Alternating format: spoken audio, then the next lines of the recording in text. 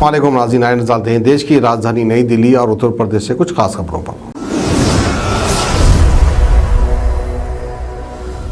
आप सभी का स्वागत है सच न्यूज में। आइए जानते हैं उत्तर प्रदेश और देश की राजधानी से कुछ खास खबरें।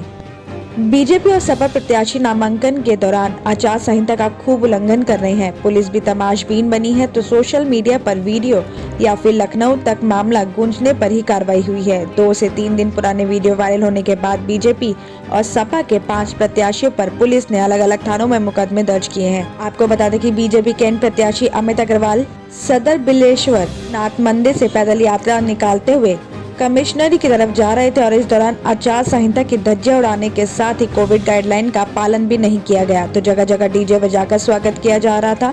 इंस्पेक्टर लाल कुर्ती अतर सिंह फोर्स के साथ वहां पहुंचे और गुब्बारे और झंडे हटवाए। सदर पुलिस ने शाम को आचार संहिता उल्लंघन, कोविड गाइडलाइन का पालन नहीं करने की धाराओं में बीजेपी कैंट प्रत्याशी अमित अग्रवाल, नितिन बालाजी, पीयूष उर्फ सन्नी शर्मा, आकाश गुप्ता, शिवम राय, हरीश साहू को नामजद करते हुए 50 के खिलाफ अज्ञात में मुकदमा दर्ज किया है।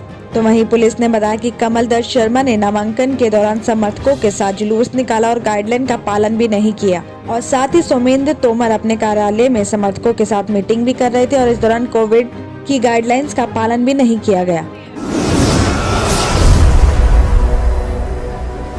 उत्तर प्रदेश के साथ 5 राज्यों में चुनाव के दिन एक एक करके नजदीक आ रहे हैं और 10 फरवरी से यूपी में पहले चरण का मतदान शुरू हो जाएगा और इससे पहले सभी राजनीतिक पार्टियां अपने उम्मीदवारों की घोषणा कर रही हैं और धीरे धीरे अपना घोषणा पत्र भी जारी कर रही हैं। तो वहीं इसी कड़ी में शुक्रवार यानी आज कांग्रेस नेता राहुल गांधी और यूपी प्रभारी और कांग्रेस महासचिव प्रियंका गांधी वाड्रा ने दिल्ली में युवा घोषणा पत्र जारी किया और पार्टी इसमें युवाओं के रोजगार, फ्री एजुकेशन और भर्तियों में पारदर्शिता जैसे मुद्दों पर अपना नजरिया पेश किया है। तो वहीं प्रियंका ने घोषणा पत्र के बारे में बताया कि इसे भर्ती विधान इसलिए कहा गया है कि क्योंकि यूपी में सबसे बड़ी समस्या भर्ती की है और आज युवा दुखी है, त्रस्त है, क्वालिफाइड है लेकिन उन्हें रोजगार नहीं मिलता है। हमारी एक कोशिश रही है कि नौजवानों की समस्या इस भर्ती विधान में समाहित हो। साथ ही युवाओं को इस भर्ती विधान में 20 लाख नौकरियां देने की बात कही गई है। तो वहीं universities, colleges, doctors, police, anganwadi कार्यकर्ताओं के पद बड़ी संख्या में खाली है जिन्हें भरा जाएगा। साथ ही प्रियंका ने यह भी कहा कि यूपी में नशीले पदार्थों का सेवन भी बहुत ज्यादा बढ़ गया है और इसके समाधान के लिए एक सेंटर लखनऊ में होगा और इसके 4 हब भी होंगे जो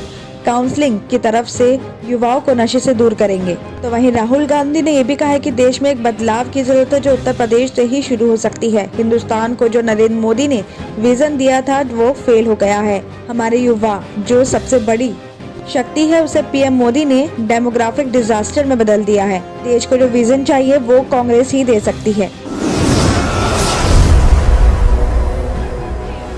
तो इस वक्त दिल्ली से खबर आ रही है कि दिल्ली में कोरोना महामारी को देखते हुए लगाया वीकेंड कर्फ्यू को समाप्त करने और दुकानें खोलने में ऑड इवन हटाने के लिए मुख्यमंत्री अरविंद केजरीवाल ने शुक्रवार यानी आज सुबह उपराज्यपाल अनिल बैजल से अनुशंसा की थी और इसके लिए उन्होंने उपराज्यपाल को पत्र भी भेजा था, जिसमें से उपराज्यपाल ने 3 में से 1 प्रस्ताव को ही स्वीकार कर लिया है। उन्होंने दिल्ली में सभी प्राइवेट ऑफिस के 50% क्षमता से खुलने की परमिशन दे दी है, लेकिन वीकेंड कर्फ्यू और मार्केट में दुकान खुलने की ऑड इवन व्यवस्था कोरोना की सिचुएशन में और सुधार होने तक जारी रहेगी। कहने को तो सिर्फ शनिवार और रविवार को ही दुकानों को बंद करने का निर्देश है, लेकिन ऑड इवन की वजह से सभी दुकानें नहीं खुल रही हैं। व्यापारियों का कहना है कि हफ्ते में 2 से 3 दिन ही दुकानें खुल रही हैं। ऑड इवन की वजह से इस तरह से महीने में 10 दिन से ज्यादा कोई दुकान नहीं खुल पा रही है। तो साथ ही खुदा व्यापार के साथ दिल्ली का होलसेल व्यापार भी प्रभावित हो रहा है। राज्यों से आने वाले व्यापारियों की संख्या भी कम होने की वजह से थोक बाजार भी ठंडा पड़ गया है। साथ ही व्यापारियों का ये भी कहना है कि व्यापारी आते भी हैं तो ऑड इवन के अनुसार दुकान खुलने की वजह से किसी दूसरी दुकान से खरीदारी कर लेते हैं और ऐसे में पुराने ग्राहक भी टूट रहे हैं।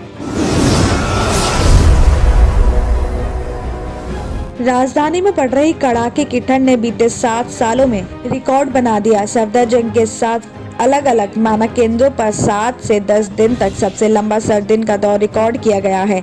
इससे पहले 2015 में 11 से 13 दिनों का सर्द दिन का दौर रिकॉर्ड किया गया था। मौसम वैज्ञानिकों का दावा है कि पश्चिम विक्षोभ की सक्रियता के बाद सर्दी दोबारा रंग दिखा सकती है, जिस वजह से ये नया रिकॉर्ड भी टूट सकता है। और मौसम विभाग का यह भी मानना है कि अभी सर्दी से राहत मिलने वाली नहीं है और कोहरे का दौर भी रहने वाला है और साथ ही अगले 2 दिन में बारिश की संभावना भी बनी हुई है। आपको बता दें कि बीते एक हफ्ते से दिल्ली के अलग अलग मानक केंद्रों पर अधिकतम पारा सामान्य से 4 से लेकर 5 डिग्री सेल्सियस कम दर्ज किया जा रहा है, तो वहीं कुछ मानक केंद्रों पर ये सामान्य से 6 डिग्री तक लुढ़का है। मौसम वैज्ञानिकों के मुताबिक बताया जा रहा है कि दिन भर वातावरण में हवा में नमी का स्तर ज्यादा होने के साथ कोहरे की चादर छाए रहने से सूरज की किरणें धरती तक नहीं पहुंचती हैं, तो वहीं हिमालय की तरफ से आने वाली बर्फीली हवाओं की वजह से वातावरण में ठंडक और बढ़ जाती है और इस वजह से कई बार दिन और रात के पारे में बहुत कम ही अंतर रह जाता है, जिससे कई इलाकों में सर्द दिन से लेकर गंभीर स्तर की ठंड दर्ज की जाती है। भारतीय मौसम विभाग के वरिष्ठ वैज्ञानिक राजेंद्र जैनामणि का कहना है कि दिल्ली में 2015 के बाद इस साल सबसे लंबे दौर के सर्द दिन रिकॉर्ड किए गए हैं और पश्चिमी विक्षोभ के गुजरने के बाद सर्दी के फिर से पड़ने पर नया रिकॉर्ड देखने को मिल सकता है। दिल्ली और उत्तर प्रदेश की खबरों में आज इतना ही। बाकी देश भर की और तमाम खबरें जानने के लिए देखते रहिए Sach news. German 10 hospital orthopaedic से मुताल्लिक हर मरीज यहाँ शिफायाब। इनाम याफ्ता doctor Mir Jawad Zar Khan, senior orthopaedic surgeon, advance operation theatre, ICU, digital x ray, laboratory, physiotherapy, pharmacy, sharing और प्राइवेट रूम्स, लेडी डॉक्टर्स और डॉक्टर अर्जुमन सुल्ताना गैनाकोलॉजिस्ट की खिदमात हासिल। वाजिबी फीस और मुकम्मल सहूलियात से हजारों मुतमईन। एम्बुलेंस से आरास्ता German 10 orthopaedic hospital, pillar number 150, Attapur, Hyderabad.